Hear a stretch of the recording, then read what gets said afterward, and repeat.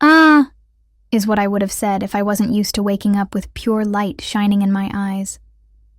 But alas, my parents are wizards, so I'm used to it. Good morning, May. It's time to get up.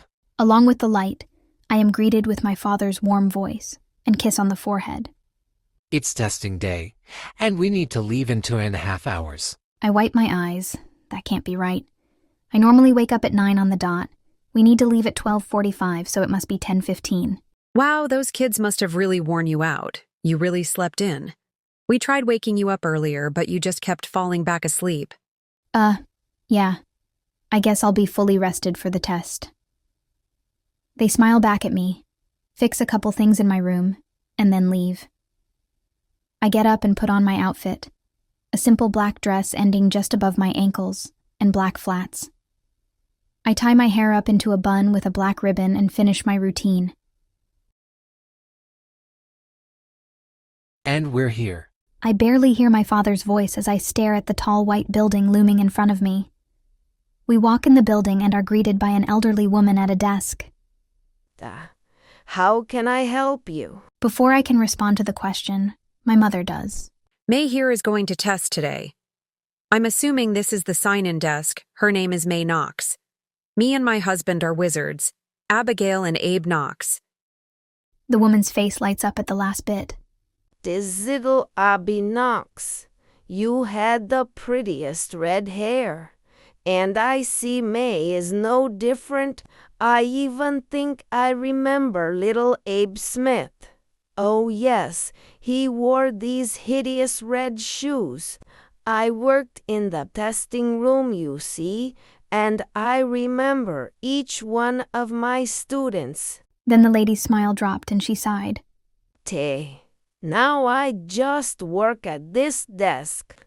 I see now, May Knox, we're glad to have you here. Go straight and take the last door on your right. They'll give you further information there. We smile and thank the lady before going on our way. Do you remember her? I ask when we're out of hearing range. They both shake their heads no. But now that you mention it, I don't really remember much from my test. I must have blacked it out from the stress. When my dad said this, I could hear the hidden worry. My mom and dad have impeccable memories, so this is weird.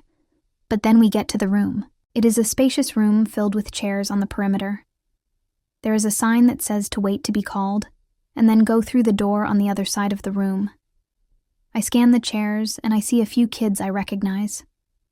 There's probably about 50 kids, most with family with them. The room is pretty quiet until I hear someone shout something. All my worries fly out the window once I see who's coming towards me. Surprise! Shouts Di and her family. They're holding a couple balloons and a mini bouquet of flowers. They're hibiscus flowers, my second favorite. I run towards them and give them all a hug. What? What are you doing here? I stammer incredulously. I didn't think you could come here if you're not the family of someone testing. Di gives me a smug smile before replying. Well, yeah, technically you're not supposed to, but you know my parents. They were able to pull some strings. Luna looks up at Di and rolls her eyes. I guess they're still fighting. It wasn't that difficult. I just needed to make a few calls. Take that as a lesson, kids. Know the right people. Now we should probably sit down before people get annoyed. We follow Di's mom to a row of chairs with the rest of their stuff on it. We sit down and soon get whisked into our own conversations. 6. Present. I go back to this moment a lot. Life was good and everything was going smoothly. I had dreams and excitement for the future. But the thing is, you can't run forever. Because after a while, you start to tire. And that's when it catches up.